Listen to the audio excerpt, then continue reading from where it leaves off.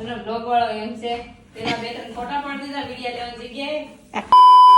જય માતાજી મિત્રો, સ્વાગત છે તમારા બધાનું મારા બ્લોગમાં. તમને બધાને ખબર તો છે કાલસો માણસો ઘરે હોય એટલે 9 વાગ્યા પહેલા તેમની સવાર થાય જ નહીં. સવારમાં બગીચામાં આટા મારી ફ્રેશ થઈને આપણે આવી ગયા ચા દૂધ પીવા માટે. ધારાબેન કે ઉઠીને અત્યારમાં નાસ્તો કરે, ચા દૂધ ના પીવે. ચા દૂધ તો નાના છોકરા પીવે. મેં કહી દીધું હું ક્યાં મોટું છોકરું છું, હું નાનું છોકરું જ છું. મમ્મી અને ધારા લીલા ધાણા સુધારતા હતા ને તેમાં એમનો ડખો થઈ ગયો. કોને વધારે કર્યા કોને ઓછા કર્યા બોલો ગઈ છે. મારા ઘરે તો ડખા જ નથી પૂરા થતા. હે ડખા તો ચાલતા રહેશે ગઈ છે. હું નાસ્તો કરીને કામે ચડી જાઉં. મારે પાર્લરથી ઘરે રહેવાનું થાય ને એટલે મારા મગજમાં એક જ વસ્તુ ચાલતું હોય કે ઘરે રહો ને એટલે હુઈ મારે બધી ઊંઘની ભૂખ કાઢી નાખવાની છે. પણ મને તો ખબર જ નહોતી કે મમ્મી તો અલગ જ વિચારીને બેઠા છે કે ઘરે રહે એટલી જ વાર છે, બધું સાફ સફાઈ કરાવી લઉં. બાર બપોરે બધાએ ચા પીધો, ચા પી જમીન થોડોક આરામ કરી લીધો. તમારે ચાલે કઈ છે જમવા પહેલા ચા જમીન ચા? અમારે તો બધે ટાઈમ જયારે ચા મળે ને ત્યારે પી જ લેવાની. અને આપણે કંઈક શાંતિથી કામ કરતા એમાં રોનકભાઈ આવીને વચ્ચે ના કામ કરવા લાગે એવું બને જ નહીં. અમારા રોનકભાઈને ગમે એ કામ ભાઈ આવીને કરવા લાગવું જ પડે. ગઈ છે હું સવારે ઉઠીને ત્યારે મમ્મી એવું કીધું કે આપણે ખાલી થોડી સાફ સફાઈ કરવાની છે. પણ આ થોડી સાફ સફાઈમાં ક્યારે મારે સાંજના 6 વાગી ગયા ને કઈ ખબર જ ન પડી. આજનો દિવસ તો કઈ છે આમાં સાફ સફાઈ કરવામાં જતો રહ્યો. પછી 6 વાગે આપણે મસ્તનું નાઈને કરીને આપણે બાજુમાં જે કામ ચાલુ છે ને ત્યાં જોવા નીકળી ગયા કે કામ કેવું થાય છે. આપણે સુપરવાઇઝિંગ કરવું પડે ને. સાંજના ટાઈમે ગામનો વ્યૂ અહીંથી એટલું મસ્ત લાગતો હતો ને કે નીચે જવાનું મન જ ના થાય. ગઈ છે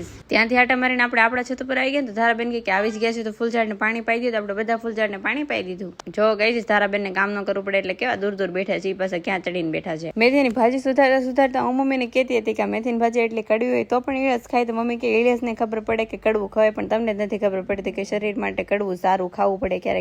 એ પછી મેં મસ્તના ગરમ રોટલા બનાવી નાખ્યા બધા માટે. તો આવા જ મારા ડેઈલી બ્લોગ જોવા માટે ફોલો કરી લેજો. લાઈક શેર સબસ્ક્રાઈબ કરવાનું ના ભૂલતા. મળી આવે નવા બ્લોગમાં નવી મોજ મસ્તી સાથે. Bye bye.